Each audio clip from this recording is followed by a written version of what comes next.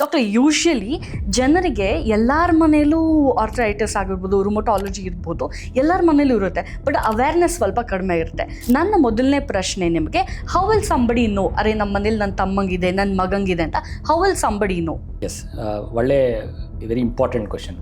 But ಅದು start ಮಾಡೋಕ್ಕೆ ಮುಂಚೆ I will just go back and rheumatology ಅಂದರೆ ಏನು, ಆಟೋ ಇಮ್ಯೂನ್ ಡಿಸೀಸ್ ಬಗ್ಗೆ ಏನು ಅಂತ ಫಸ್ಟ್ ತಿಳ್ಕೊಳ್ಳೋಣ.